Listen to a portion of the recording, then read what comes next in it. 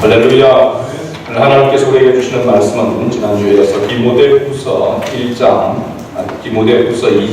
1절과 2절, 9절 말씀입니다. 신약성경 344쪽 뒤에 피크를 좀 보여줬으면 좋겠습니다. 제가 5절 찬양을 불러드리다 온몸에 땀이 났습니다. 이 히타 때문에 주일날 굉장히 찬양하기 굉장히 힘듭니다. 날라갔어. 예배 시간만큼 조금 우리가 정신을 맑게 해서 예배 말씀을 들을 수 있도록 하겠습니다. 조금 춥더라도 혹시 일하면 뒤에 불감하기를 켜주시면 좋겠습니다. 디모데후서 2장 1절과 2절 말씀 우리 같이 함께 읽도록 하겠습니다. 내 아들아, 그러므로 너는 그리스도 예수 안에 있는 은혜 가운데서 강하고 또 네가 많은 주님 앞에서 내게 들은 말을 충성된 사람들에게 부탁하라. 그들이 또 다른 사람들을 가르칠 수 있으리라. 아멘. 할렐루야. 옆사람 인사 나눕시다. 잘 오셨습니다. 네, 사랑하고 축복합니다. 할렐루야. 그리스도인에 대한 부탁이라고 하는 그런 제목으로 함께 말씀을 묵상합니다. 요즘 SNS 저를 발음이 잘 안 나더라고요. 신경이 많이 쓰여서 이것을 통해서 우리가 소식들을 전하고 하는 그런 시대 속에 살아가고 있습니다. 그러다 보니까 서로에 대한 문안 인사 그런 것들도 이것으로 대처를 하는데 워낙 요즘은 빠르게 또 간단하게 그렇게 메시지를 이렇게 주고받다 보면 제대로 격식을 차려서 이렇게 문안 인사를 주고받지 않냐고 바로 본론으로 필요한 그런 말들만 이렇게 주고받는 그런 시대를 살아가고 있습니다. 어떻게 하면 더 간단하게 더 함축된 그런 의미의 단어로 이렇게 빠르게 주고받을까 그렇게 정말 대단한 그런 지혜들이 나오는 것을 봅니다. 요즘 지금 이제 50대, 60대 이상 되는 분들도 이제 따라하는 그런 단어가 있죠. 좀 황당할 때 뭐라고 이야기하죠? 헐 이렇게 이야기합니다. 10대, 20대들만 그런 사용하는 그런 단어를 생각하는데 요즘은 뭐 나이 드신 어르신들도 이렇게 알아가지고 헐 하면은 그냥 웃긴다 이렇게 하면은 요즘은 뭐 단어도 아니고 기억 두 개 이렇게 그냥 딱 보내죠. 그죠? 예전에는 젊은 사람들, 10대, 20대들만 주로 사용하는 그런 문자들이라 이렇게 생각하는데 요즘은 뭐 나이를 불문하고 어떻게 하면 더 함축된 그런 의미로 서로를 빠르게 소식을 전할까 그렇게 쓰고 있습니다. 문안 인사가 없는 그런 편지는 사실은 예의가 없는 것으로 이렇게 취급을 합니다. 자기보다 나이 많은 사람들에게 편지를 보낼 때는 당연히 안부를 묻고 격식을 차려서 그렇게 편지를 보냅니다. 나이가 어린 사람에게도 자기보다 나이가 어린 사람에게도 편지를 이렇게 보낼 때는 예전에는 다 이렇게 예의를 갖추어서 그렇게 편지를 보냈습니다. 우리 그리스도인들은 시대가 아무리 바뀌어져 가고 변화되어져 가는 그런 가운데 있다 하더라도 다른 것은 빠르게 또 함축된 의미로 이렇게 소식을 주고받는다 하더라도 예의만큼은 잊어버리지 않기를 바랍니다. 그리스도인들은 세상 사람들과 다르다라고 하는 그런 부분에서 이런 모습 속에서도 우리가 예의를 잃어버리지 않고 예의를 갖추는 그러한 모습이 필요하지 않나 이렇게 생각됩니다. 오늘 우리가 계속해서 말씀을 묵상하고 있는 이 디모데 전서 또 그다음에 오늘 이 디모데 후서에 와서 사도 바울은 믿음의 아들 디모데에게 편지를 씁니다. 사도 바울이 이 믿음의 아들 디모데에게 쓴 편지를 보게 되면 자기의 믿음의 아들이라고 이야기하니까 정말 아들과 같은 그런 디모데를 생각하고 있는 것이죠. 그러니까 아버지의 그런 입장에서 이 편지를 썼다라고 이렇게 말할 수 있습니다. 그러나 그럼에도 불구하고 얼마나 격식을 차리고 있는지, 예의를 차리고 있는지를 우리가 사도 바울이 서신서에서 발견하게 되어지죠. 안부를 이렇게 묻고 또 그를 축복하는 그러한 모습을 이야기하고 1장에서는 보게 되면 네가 어떤 존재인가, 네가 지금 가지고 있는 신앙, 그 믿음이 어디로부터 온 것인지에 대한 디모데 자신의 신앙의 정체성, 정통성 이런 부분들을 이야기를 합니다.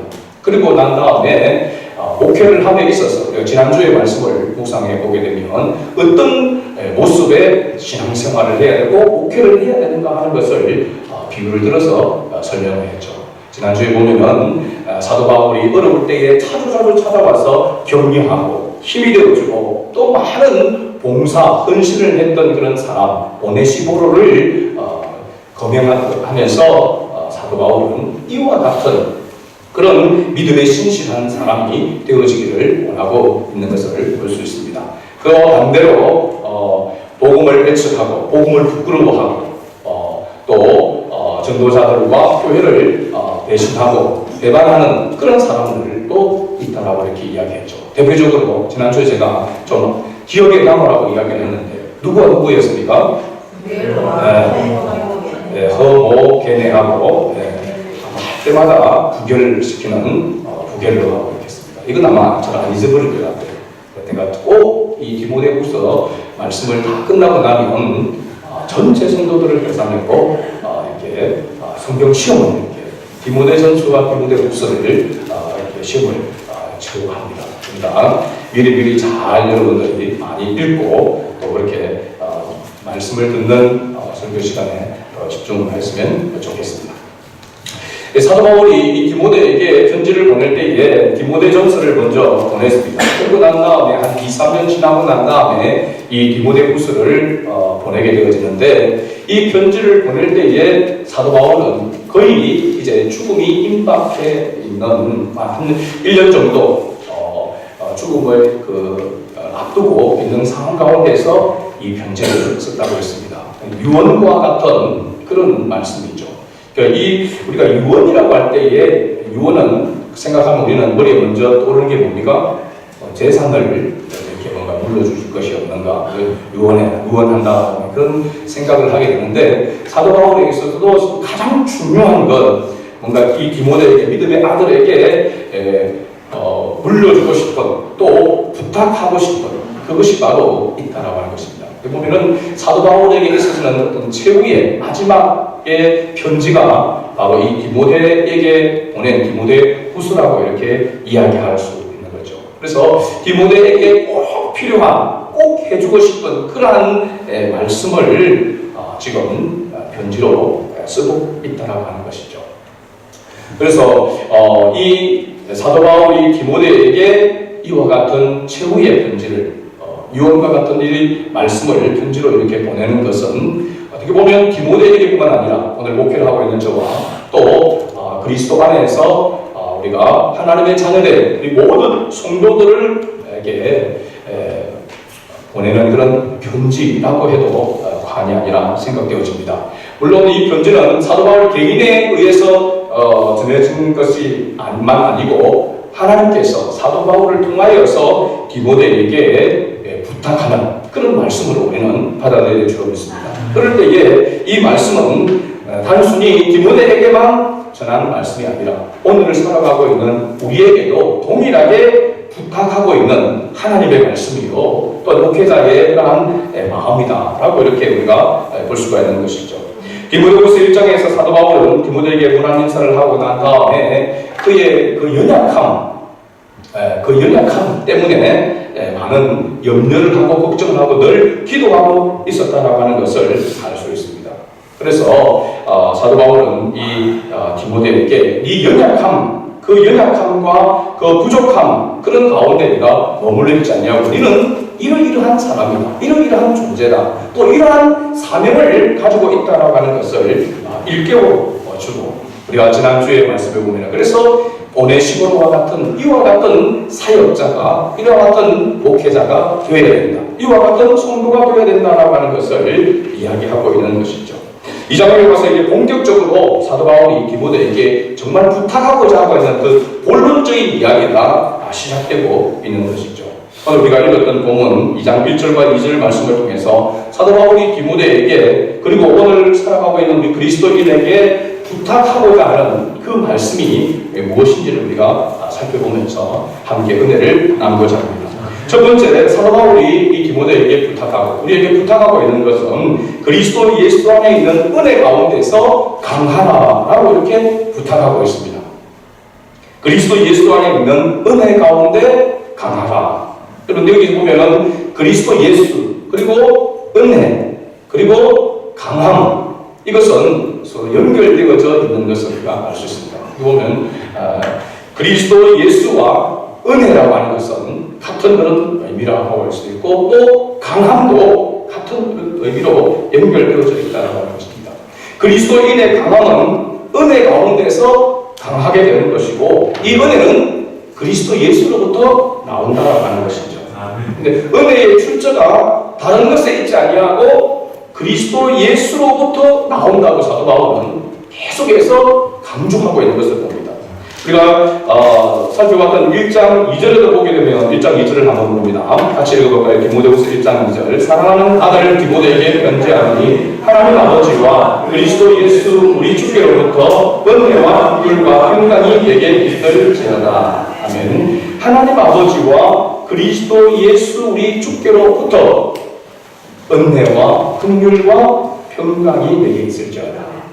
은혜와 긍휼과 평강이 그리스도 예수 우리 주께로부터 나온다라고 이렇게 이야기를 하고 있는 것이죠.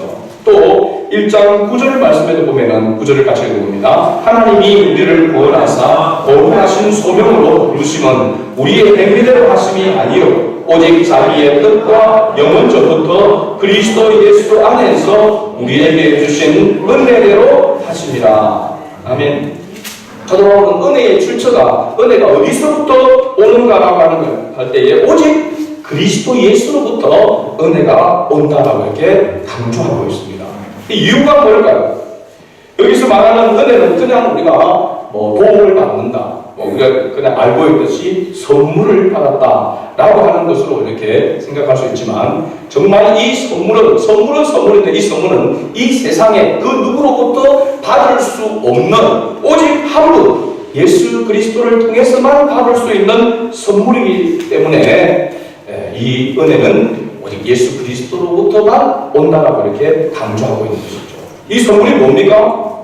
구원입니다. 구원이죠. 허물과 죄로 죽었던 사람이 예수 그리스도의 보혈로 말미암아 하나님과 화목되고 죄 용서함을 받아서 하나님과 화목되어지고 하나님의 자녀가 되어지는 특권을 얻을 뿐만 아니라 하나님의 나라 천국, 하나님의 다스리고 통치하시는 그 나라에서 영원토록 살아갈 수 있는 영생의 복을 주시는 것, 이것이 바로 구원인 줄로 믿습니다.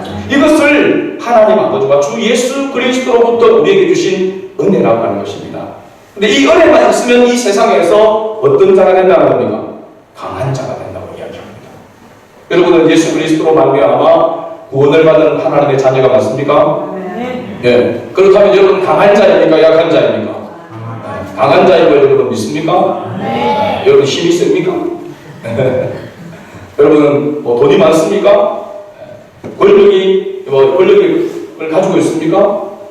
이 세상에서 높은 자리에서 영향력을 발휘할 수 있는 그런 지위를 가지고 있습니까? 우리가 그런 모습을 가지고 있어야 강한 자라고 이야기하잖아요. 그죠? 다른 건 없어도 힘이라도 있어야, 그죠? 강한 자라고 이야기할 수 있는데, 여러분 예수 믿고 힘이 생겼습니까? 예수 믿고 나서 여러분 돈이 많아졌습니까? 예수 믿고 나서 여러분 지위가 쭉쭉 위로 올라가서 많은 것을 얻고 많은 사람에게 영향력을 끼칠 수 있는 그런 자리에 이르렀습니까? 예수 믿고 하나님의 자녀가 된 우리가 강한 자가 은혜 가운데에서 강하다라고 이렇게 이야기하고 있는데 정말 강한지 여러분 우리 자신을 돌아보면 아닌 것 같아요. 그죠? 너무나 연약하지 않습니까? 쉽게 넘어지고 쓰러지고 세상 가운데에서 가장 어떻게 보면 강한 자가 그리스도인이라고 이렇게 말할 수 있는데 사도 바울은 지금 그렇게 이야기를 하고 있거든요. 연약한 디모데에게 나약한 디모데에게 너는 은혜 가운데서 강하다. 은혜 안에 있으면, 은혜 가운데 있으면 너는 강한 자다 라고 하는 것을 이야기하고 있고, 오늘 우리를 향해서도 그렇게 말씀하고 있는 것이죠. 여러분, 이 세상에서 가장 강한 것이 뭘까요? 이 세상에서 가장 강한 것. 그럼 돈을 많이 가지고 있어도 결국은 나이가 들거나 병들면 어떻게 됩니까? 죽습니다. 영원히 사는 사람이 없습니다. 아무리 권력을 가지고 있어도, 아무리 이 세상에 높은 그런 지위에 있어도 나이가 들고 병들면 결국 이 세상에서 죽게 됩니다. 죽음보다 이 세상에 강한 것이 있습니까? 아무리 많은 것을 소유해도 다 죽음 앞에서는 모든 것을 내려놓고 가야 되지 않습니까? 그렇죠? 그러고 보면 이 세상에서 가장 강한 것은 죽음이라고 할 수 있습니다. 그런데 이 죽음보다 더 강한, 이 죽음을 이기신 분이 있죠. 바로 예수 그리스도이십니다. 할렐루야. 그렇다면 이제 우리가 강하다라고 할 때 그 강함이 무엇인지 아마 생각이 들 겁니다. 우리가 강한 것은 이 세상, 또 죽음, 질병과 여러 가지 많은 그런 우리에게 고난을 주고 고통을 주고 결국은 우리를 죽음에 이르게까지 하는 이 죽음, 이 사망, 이 권세를 우리가 이길 수 있다라고 하는 거예요. 그죠? 예수님께서 사망 권세를 깨뜨리시고 3일 만에 죽음에서 부활하시고 부활의 첫 열매가 되신 그 예수님이 우리의 주가 되시고 이 예수님을 믿는 사람마다 모두가 다 부활하게 되어지고 영생을 얻게 된다라고 말씀하고 있는 것이죠. 그리고 보면 그리스도인이라고 할 때에 예수 그리스도의 은혜를 받고 은혜 안에 있는 그리스도인이라고 할 때에 우리 그리스도인은 사망을 이길 수 있는, 죽음을 이길 수 있는 힘, 강함을 가지고 있다라고 하는 것입니다. 그러면 그리스도인이 세상을 바라보면서 무서워하거나 두려워하면 됩니까? 안 됩니까? 안 되죠. 그죠? 오히려 세상이 그리스도인들을 향하여 무서워하고 두려워해야 될 그런 존재가 그리스도인이라고 하는 사실입니다. 그러면 여러분 보십시오. 순교하는 사람들, 순교자들을 보게 되면 죽음도 자기 생명 목숨도 내려 던지면서 믿음의 그 절개를 지키고 예수가 그리스도이심을 부인하지 아니하고 그 믿음을 지켜 죽음에까지 이르게 되지만 목숨까지 잃게 되어지지만 그럼에도 불구하고 내 목숨을 육신의 목숨이 몸이 끝나는 것으로 끝이 아니라 바로 예수 그리스도를 통해서 영원한 생명을 얻게 된다고 하는 부활의 소망을 가지고 있기 때문에 신앙을 그 정조를 버리지 않는다고 하는 사실입니다.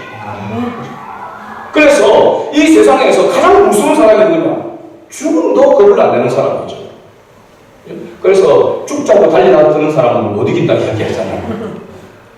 죽자고 같이만 죽자고 달려드는 사람은 못 이긴다고 이야기하는데 그만큼 죽음에 대한 그런 부분이 우리가 두려움을 가지고 있기 때문에 그렇죠.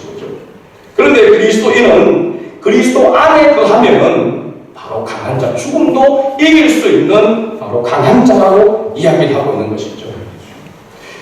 사도 바울이 디모데에게 이 부분을 이야기하고 네가 목회 사역을 계속해서 감당하고 복음 사역을 위해서 하나님 나라를 위해서 나아가려고 하면은 너는 강한 자임을 잊지 말아야 된다라고 하는 것이죠.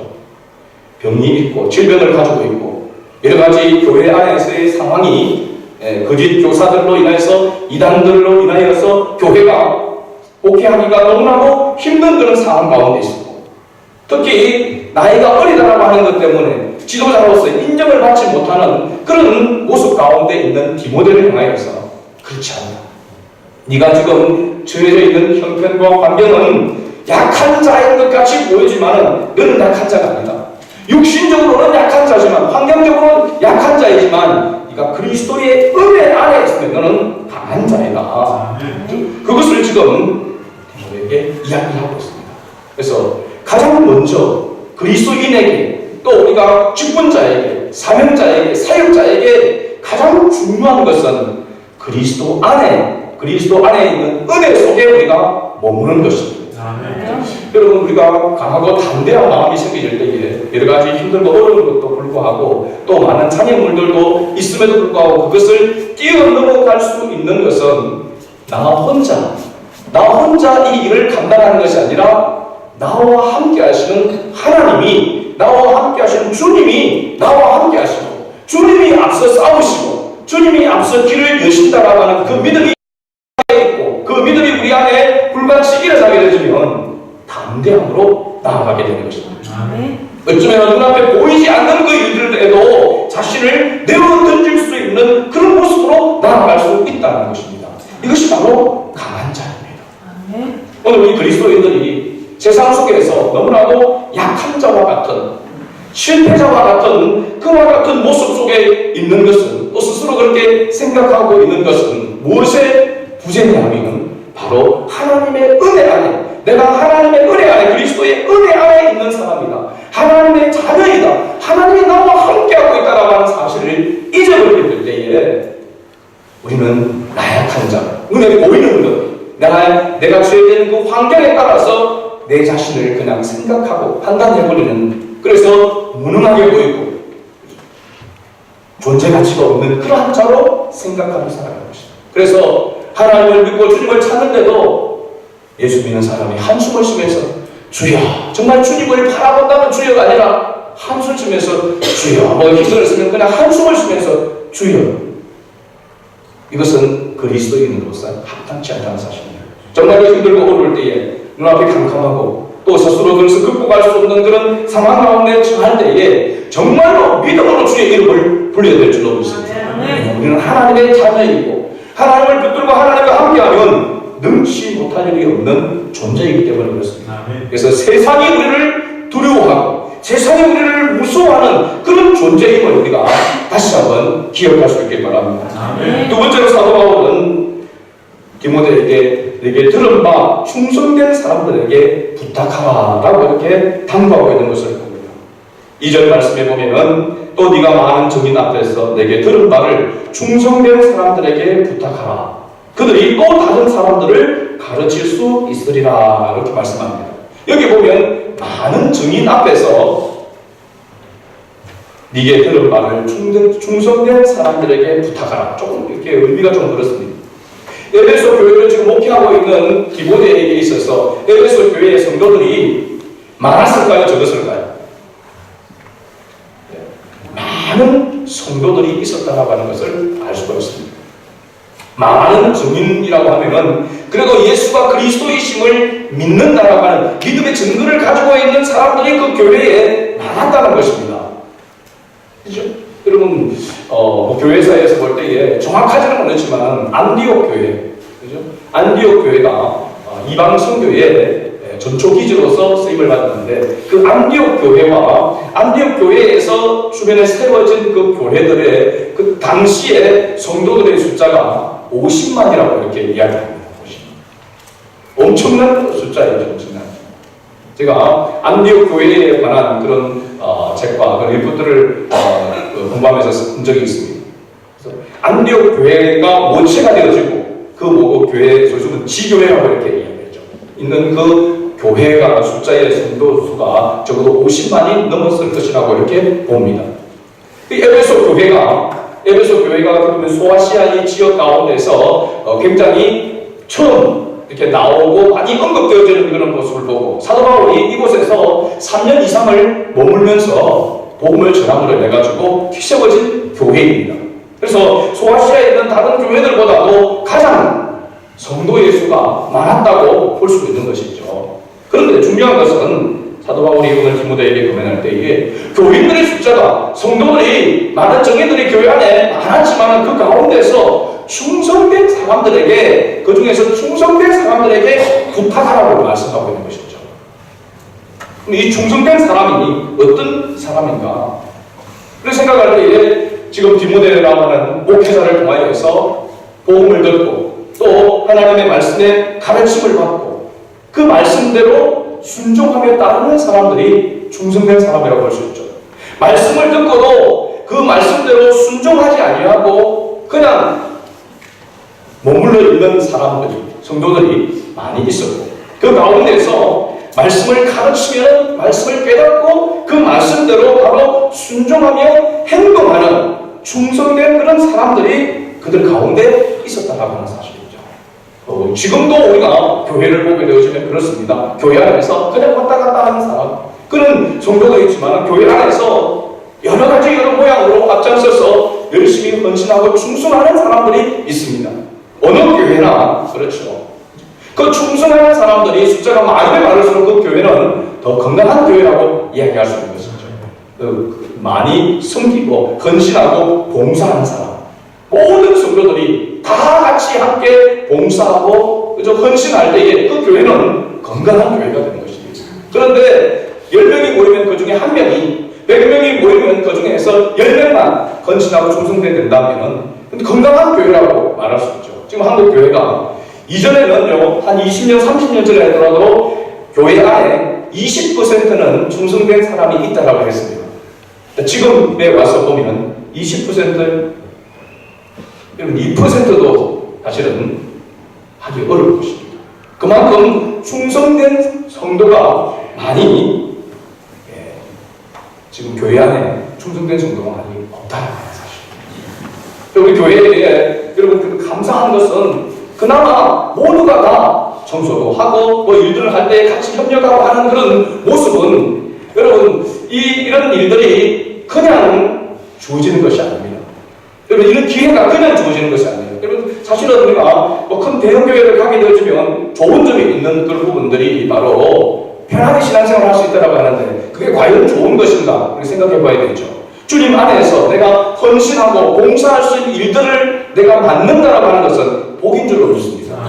여러분 우리가 봉사하고 헌신하고 충성하지 않으면 절대로 신앙이 자라지 않습니다. 목회자님 제가 지금까지 목회를 부교육자부터 시작해서 20년 넘게 이렇게 지나온 가운데서 제가 이렇게 보면요, 헌신하고 봉사하지 않으면 신앙이 절대로 살아지 않다는 것입니다.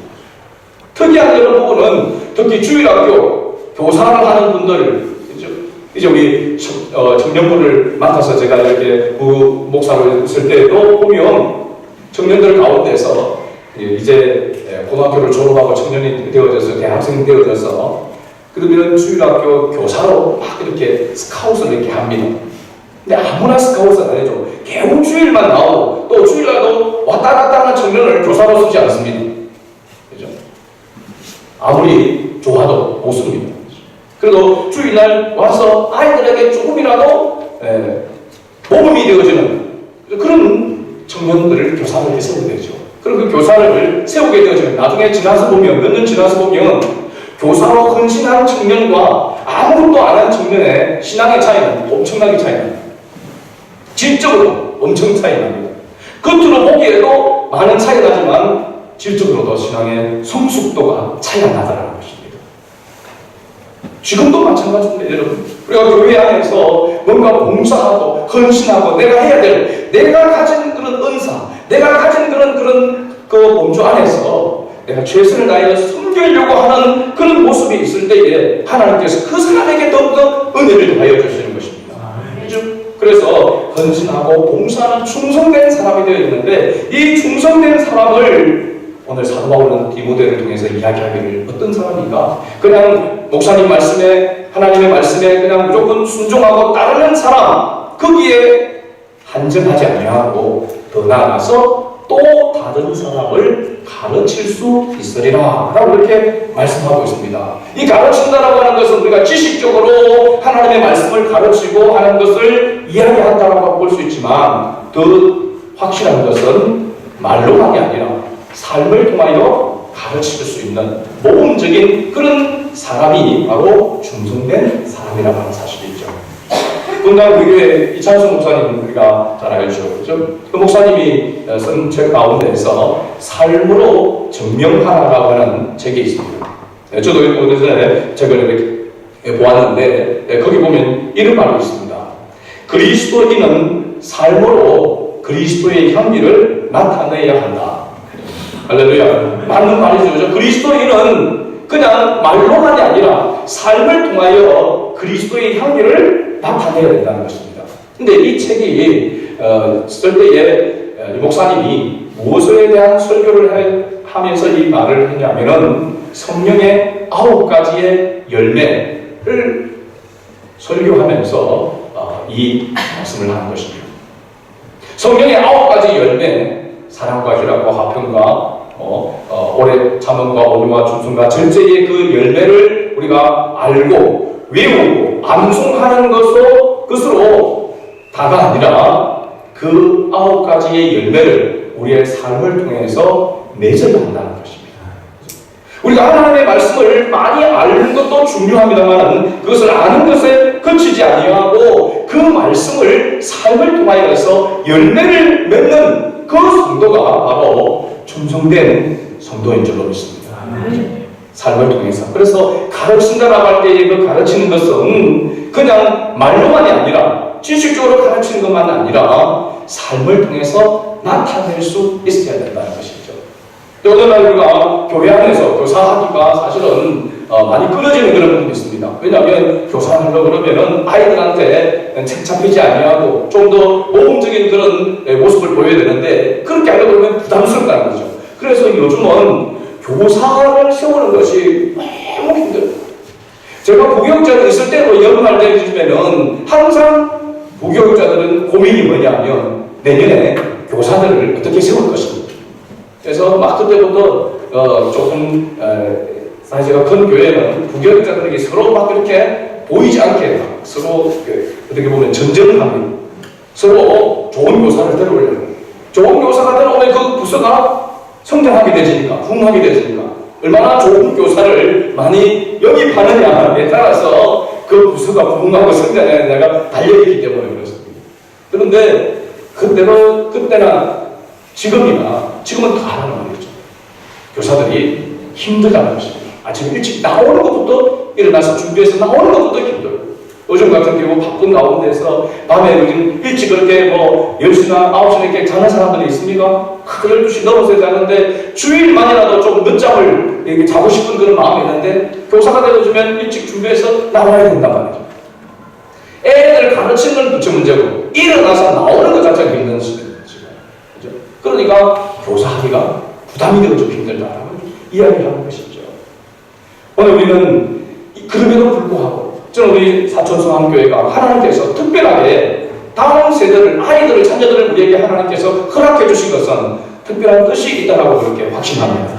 그래서 하나님께서 이런 일들을 맡아서 헌신할 수 있는 사람들을 하나님께서 보내주신 줄로 믿습니다. 그래서 그나마 우리가 성도수가 많지 않지만 주일학교를 위해서, 아이들을 위해서, 또 전체 성도들을 위해서 식사를 준비하고 청소를 하고 하는 이 일에 우리 성도들이 거의 대부분 다 참여하고 동참하고 헌신하기에 너무너무 감사한 것이죠.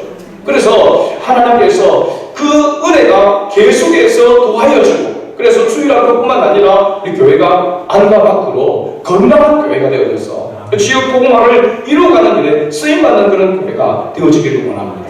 그래서 한두 사람이 충성된 사람이 아니라 여기에 있는 우리 모두가 충성된 사람이 되어야 될 줄로 믿습니다. 하나님의 말씀을 우리가 듣고 순종할 뿐만 아니라 더 나아가서 우리의 삶을 통해서 가르칠 수 있는, 나타낼 수 있는 사람이 되어야 된다고 하는 것이죠. 예수님이 그리스도이심을 믿는 증거를 가진 사람이 우리가 예수 그리스도의 증인이라고 이렇게 이야기합니다. 여러분, 우리가 증거를 가지고 있지 않으면 정인이라고 이야기할 수가 없는 것이죠. 여러분, 교회 안에 많은 증인이 있다고 예배소 교회 안에 이야기하고 있습니다. 여러분, 증인으로서의 세워져 있다라고 하는 것도 중요한데 그 증인의 삶을 살아가는 것이 더 중요하다. 그래서 충성된 사람은 증인일 뿐만 아니라 증인으로서 살아간다고 하는 것이죠. 그러니까 계속해서 지속적으로 복음을 증거하는 삶을 살아간다고 하는 것이죠. 진정으로 충성된 사람은 어떤 모습인지에 대해서 이제 3절부터 시작해가지고 사도 디모데에게 세 부류의 사람들을 예로 들어서 설명하고 있습니다. 이 부분은 다음 주에 우리가 살펴보려고 합니다. 개봉각도입니다. 말씀의 결론을 듣습니다. 오늘 우리는 이 세상 사람들이 무서워하고 두려워하는 강한 사람인가? 우리 자신을 한번 돌아봅시다. 아니면 세상을 무서워하고 두려워하는 그런 연약한 그리스도 안에 있지 않은 그런 모습을 가지고 있는가? 우리가 다시 한번 내가 어떤 존재인지, 내가 예수 그리스도로 말미암아 그 은혜로 말미암아 하나님의 자녀가 되어져서 하나님께서 함께 하시는 강한 자임을 우리가 다시 한번 생각하고 그 강한 자로서의 삶을 살아가는 그런 은혜가 있기를 바랍니다. 그리고 우리는 많은 증인 중에 한 사람인지 충성된 사람인지 다시 한번 우리 자신을 돌아보면서 하나님의 말씀을 듣고 순종할 뿐만 아니라 그것을 삶을 통해서 전하며 나타낼 수 있는 그러한 충성된 사람으로 하나님 앞에 세워줄 수 있기를 바랍니다. 오늘 우리의 모습을 자세히 주의하여 살펴보고 하나님께서 예수 그리스도를 통하여 우리를 부르시고 또 우리에게 부탁하신 것을 삶 속에서 실천하는 그런 충성된 그리스도인으로 하나님의 사람으로 살아가는 은혜가 우리 주만의 모든 가족들에게 있기를 주의 이름으로 축복합니다. 아멘.